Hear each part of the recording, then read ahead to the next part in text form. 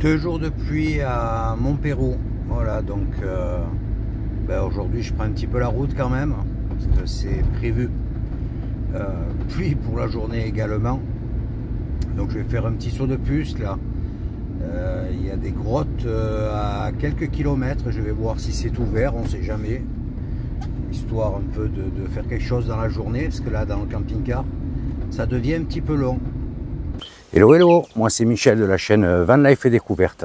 Écoute, ça fait presque 2 ans que je vis dans mon camping-car. J'en profite pour sillonner les régions, la Corse où je passe une partie de l'année, ainsi que les pays comme l'Espagne et le Portugal.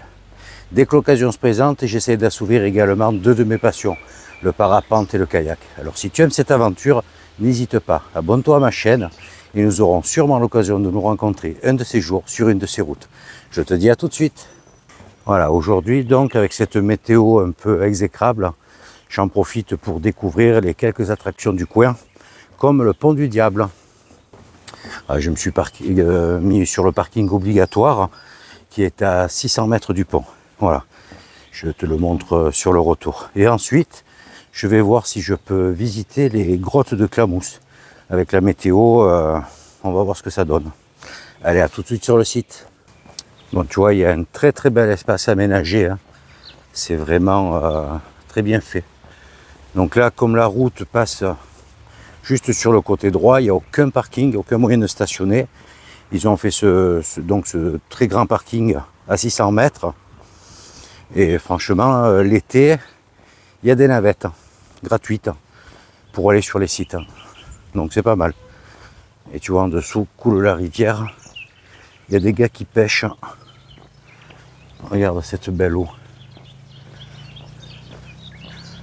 Alors c'est joli là, une belle petite plage.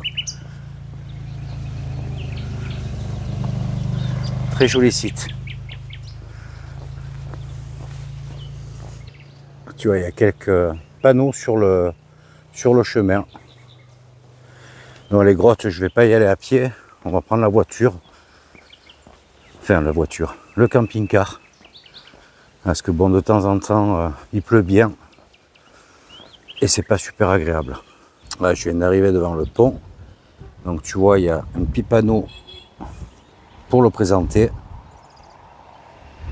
Et tu vois, c'est un pont qui est relativement vieux. Il a été achevé en 1031. Donc là, il y a un chemin pour le découvrir au niveau de la rivière. Et puis je vais regarder un petit peu par ici aussi, tu vois. Tu vois, on le voit bien d'ici. Bon, je fais quand même attention de ne pas glisser. Regarde. Très joli pont. Et de ce côté, tu vois, ça fait une belle retenue d'eau. Sûrement utilisée pour la baignade l'été. Je vois juste après, il y a 2 autres ponts. Le premier, c'est là où j'ai traversé tout à l'heure. Voilà, les grottes sont... La gorge est magnifique là. Regarde. Une belle vue d'ici également. Ah, c'est vraiment un très bel ouvrage. Hein. Et tu vois, c'est tout pavé. Bon, là, il y en a qui devaient s'amuser, tu vois. Sauter régulièrement. Donc il y a dû y avoir des accidents sûrement. Ah ben oui, tu vois, il y a 3 décès. Et oui. Allez, à présent, je vais prendre la direction des grottes. On va voir avec cette météo si c'est ouvert, parce que depuis 2 jours, donc il y a pas mal de flotte. Bon là, aujourd'hui, il y a beaucoup de vent. Donc il pleut un peu moins, quoi. Tu vois, ça nous protège peut-être un peu. Mais bon, de toute façon, c'était prévu hein, pour toute la semaine et dans toute la région. Donc on va bien voir.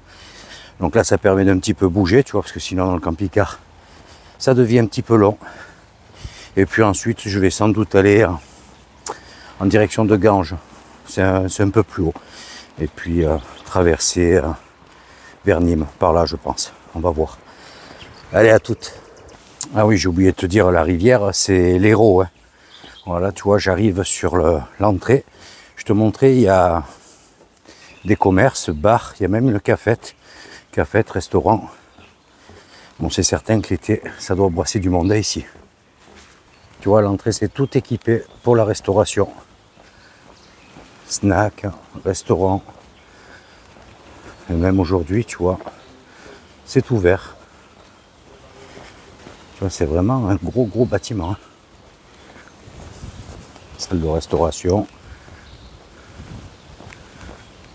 Produits du terroir. Ouais, c'est bien équipé. Voilà, et là j'arrive sur les emplacements réservés pour les camping-cars. C'est le dernier parking. Tu vois, je suis juste là. Il y a même une station qui est fermée en ce moment. Donc ici le parking est payant si tu dépasses 1 heure. J'ai pas regardé les tarifs, très honnêtement. Il me semble que j'ai vu 2 ou 5 euros. Donc ça se situe entre la commune d'Agnan et la commune de... Je me souviens plus. Je regarderai, je te dirai ça. Derrière les haies, c'est tous les parkings pour les petits véhicules avec barre de hauteur. Et donc là, à l'entrée, tu as des barrières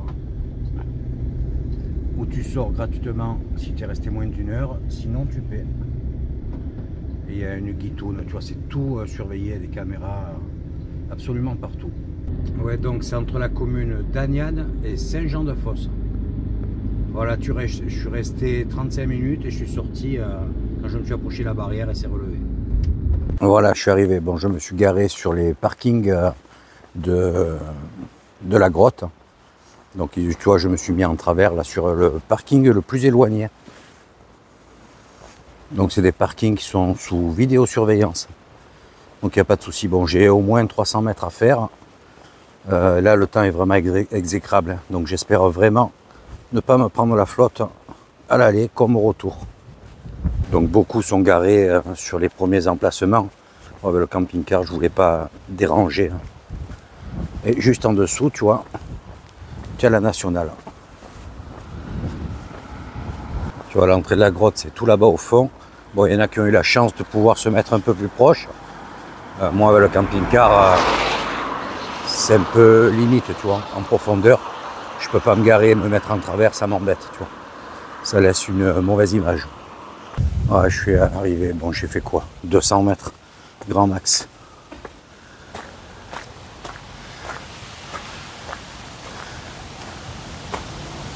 Petite indication. Il y a de belles qualités, tu vois.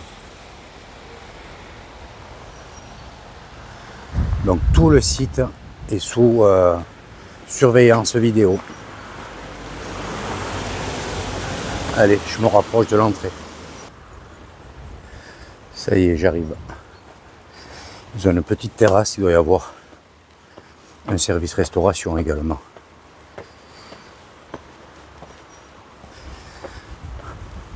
Ouais.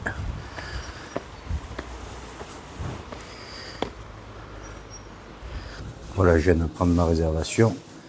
C'est 15h40. L'entrée à la grotte. Et là, tu vois, il y a une boutique souvenir, un snack. Et la prochaine visite est à 13h30, juste 13h. Donc, je me suis pris un petit café que je vais prendre à présent. Voilà, la visite va commencer. À peu près 1h30, 1h40. Film et photos autorisés, mais aucun flash. Donc bonjour à tous, bonjour à toutes et à tous, je suis votre guide pour la visite. Enchanté, je m'appelle Victor. Enchanté. Merci. Bon, avant de commencer cette visite, nous allons pouvoir regarder 2 petites vidéos. Température constante toute la nuit. Notre visite commencera par le labyrinthe. Comme vous pouvez le voir sur la coupe, ce réseau est envoyé en période de crue sur environ 200 mètres. Et la visite commence par une projection. Après avoir expliqué le cheminement que nous allions faire, il y a une vidéo. Voilà, après un petit film d'une dizaine de minutes, la visite commence. Donc, j'espère qu'il y aura suffisamment d'éclairage pour que tu puisses bien voir. Merci.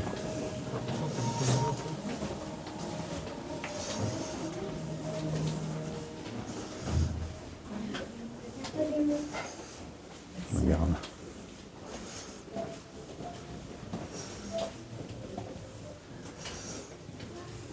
On circule dans des longues galeries. Et donc il faut rester en groupe parce que l'éclairage est sur minuteur.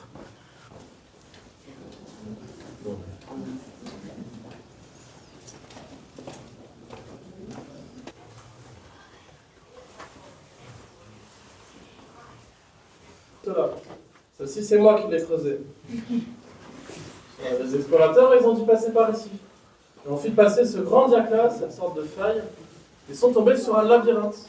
Traverser une à une. Vous voyez enfin la sortie. Alors, pour vous derrière, je vous laisse aller les découvrir.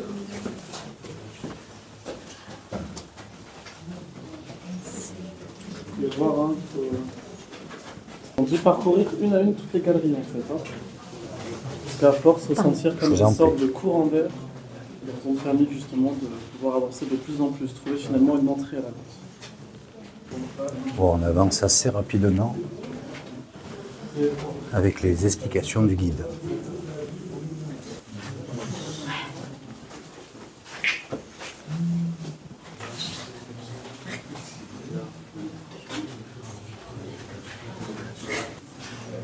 Donc, tu vois, il y a très peu d'éclairage. Et au fur et à mesure qu'on avance, il s'éteignent derrière nous.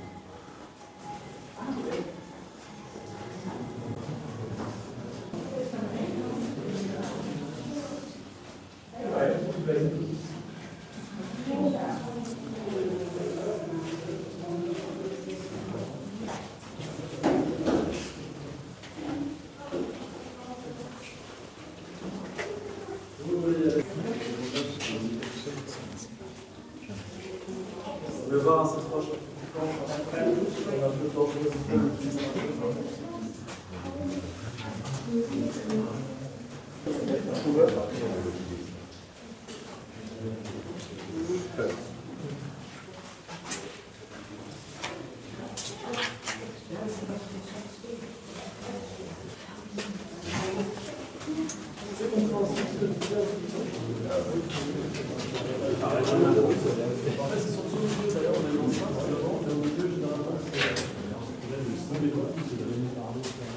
Alors, c'est pas le premier point, en fait, c'est vraiment l'action chimique.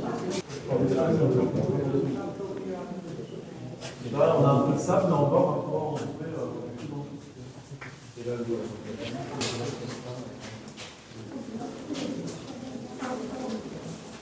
vous avez compris ça, c'est l'aigle royal. L'aigle royal. Là, on descend un petit peu à présent. Bonne petite descente.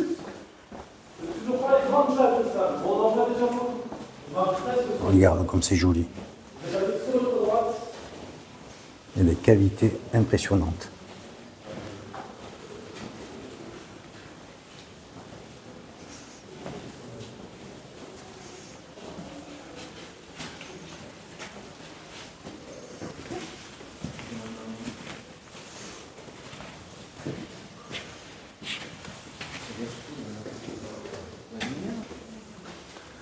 C'est sublime.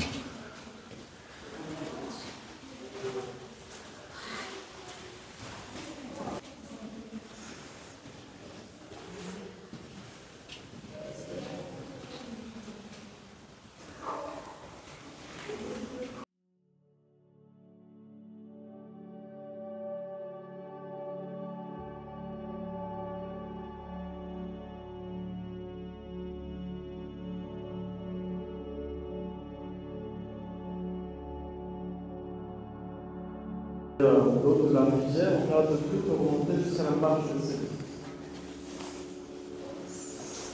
Nous sommes à un musée souterrain. Donc, comme un musée, parfois nous avons aussi quelques expositions. Cette année, nous avons le droit aux poteries de Saint-Jean-de-Choses qui sont venus déposer quelques sortes de statuettes qui viennent un peu rendre le côté féerique de notre droite, un peu avec de l'imagination, voilà, sans d'autres dragon. Souvent quelqu'un dans la roche. Elle va remonter alors le calcaire à la banquette, et quand la goutte d'eau va calcoler jusqu'au plafond, elle va redéposer du calcaire formé d'abord des fissures. Vous pouvez observer les fistuleuses, qui sont comme des sortes de petites pailles. Elles sont creuses un peu. Et parfois, justement, elles viennent par se boucher, même se rejoindre entre elles, et former cette fois-ci, un peu plus connue. Un stalactite, une stalactite, pardon. C'est comme dans tout mariage, on finit un moment par divorcer. Comme dans tout mariage, un moment on finit par grossir. Là, à présent, on remonte dans la grotte. C'est pas mal trempé.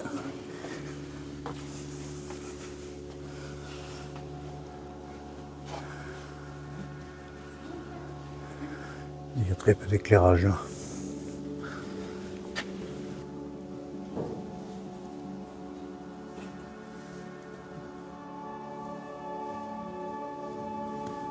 Allez, je vous en demande pas plus.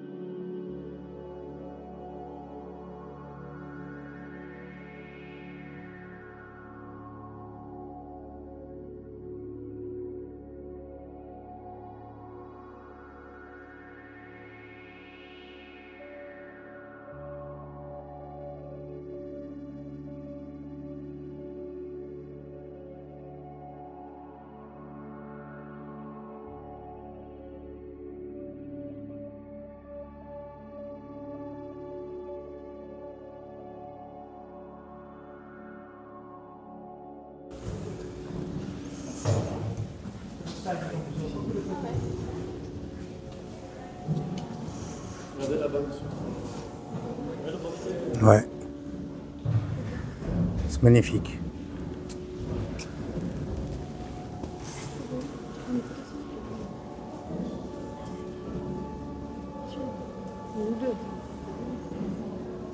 Et là, on arrive dans la grande salle. Assez sublime. Vraiment magnifique. Donc près de 70 mètres de hauteur. Et donc, à l'époque, cette salle n'était pas aussi grande. Il faut imaginer qu'il y avait comme deux sortes de grands planchers qui venaient séparer les trois grands niveaux. Sauf qu'ils sont effondrés. C'est pour ça que justement, on peut apercevoir que d'ici les parties inférieures, vous appuyez pas trop sur la barrière surtout. De Stéphane, on pouvait marcher encore 3 km, atteindre la fin de ce level, avec d'autres grandes salles. Nous voulons préserver cet espace-là, nous voulons le protéger, donc il n'est pas visitable. Monsieur Michel Cypre, un explorateur scientifique à l'époque, s'est enfermé 70 jours à l'intérieur. Il est parti tout seul, sans nom. Et il voulait notamment voir la réaction au temps passé dans une grotte, peut-être que c'était différent. Déposer dessus au fur et à mesure, ça passe plus intéressant. Apparemment.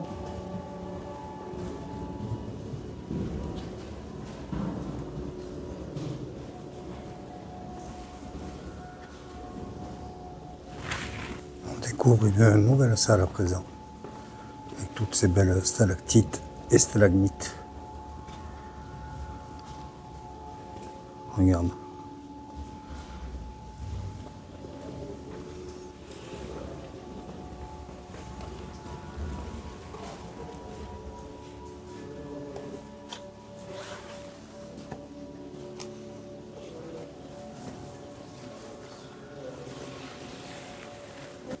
Cristaux d'aragonite. C'est fabuleux.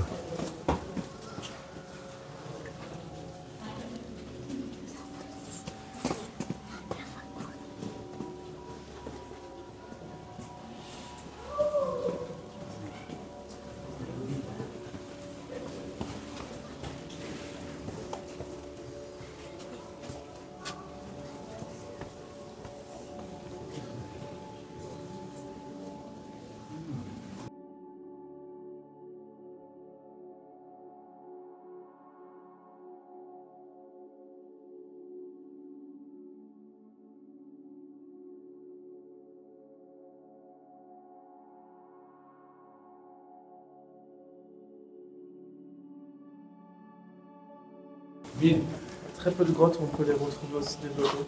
Mise. C'est vraiment brillé comme de la neige. Ouais.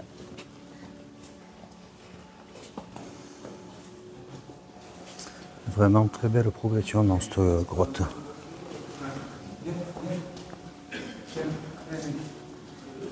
Puis on a de la chance, c'est un petit groupe.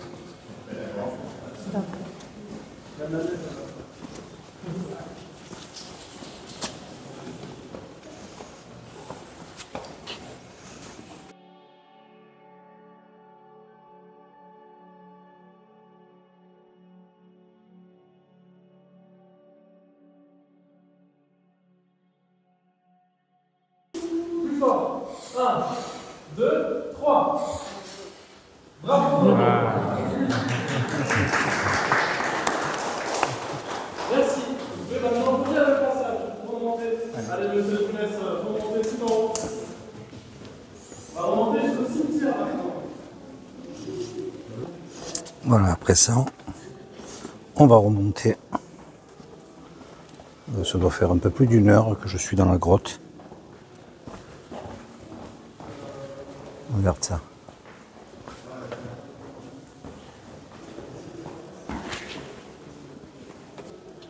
Tu vois ici, il y a beaucoup d'eau. Tu as une protection. Là. Ça perle beaucoup là.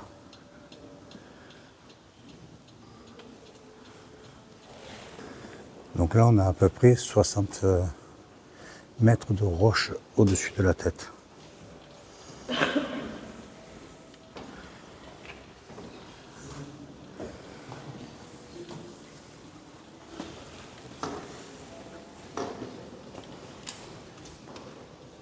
Ah, comme c'est beau.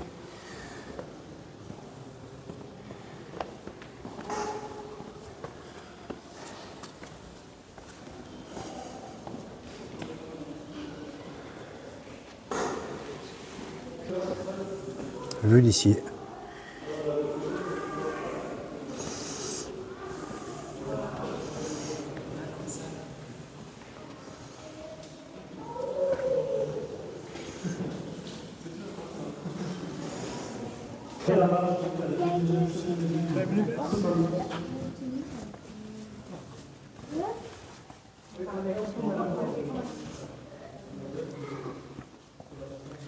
Alors, cette stalactite a été nommée la méduse de la grotte.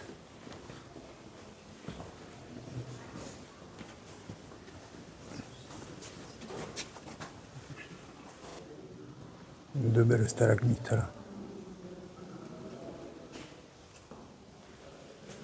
Et donc stalactite et stalagmites qui se rejoignent, ça fait des colonnes.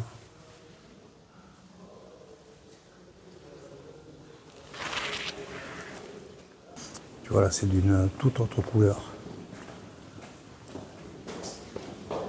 Donc comme le guide expliquait, ça s'est formé pendant les périodes plus chaudes. Donc ça a traîné des argiles, enfin des limons. Et quand c'est blanc, très calcaire, c'est en période froide.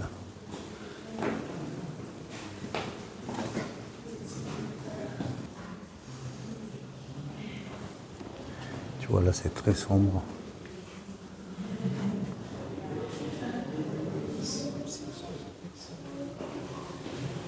Très belle découverte. Voilà, fin de cette balade de plus d'1 heure et demie. Merci. Merci. 1 heure 3/4, exactement. Cette galerie a été creusée par la main de l'homme. Ce n'est pas une cavité. Voilà, on redescend au niveau de l'entrée. Tu vois, après avoir parcouru plus de 70 mètres en profondeur. Voilà, là tu vois, je suis sur le petit chemin, juste en dessus de l'entrée, juste au-dessus de l'entrée.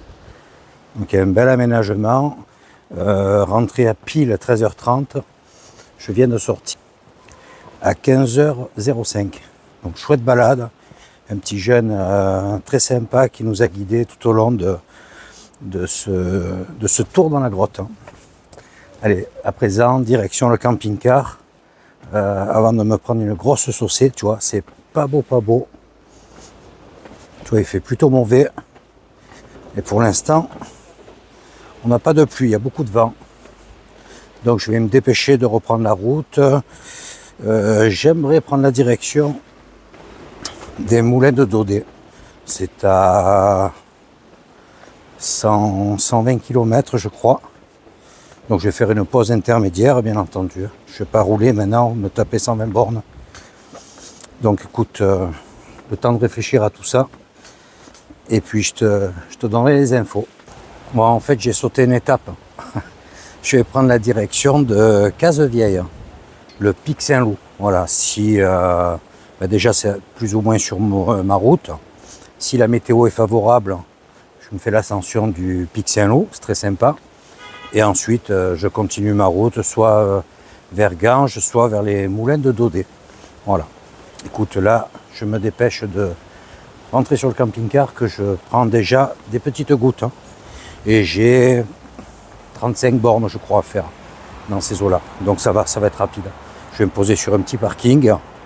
S'il fait beau, on ira balader. Sinon, demain, je reprends la route. Écoute, j'espère que tu as apprécié cette petite vidéo. La découverte de cette belle grotte. Franchement, bon, j'espère que les images vont être belles. Je vais le voir lors du montage. Ce petit guide, ce jeune très sympa, qui débute apparemment, puisqu'il est stagiaire. Donc je lui souhaite une très très bonne saison surtout. Alors n'hésite pas à mettre un petit pouce si tu apprécies la vidéo. Un commentaire, ça fait toujours plaisir. Et surtout, n'oublie pas d'activer la cloche pour suivre la prochaine. Je te dis à très vite. Ciao, ciao.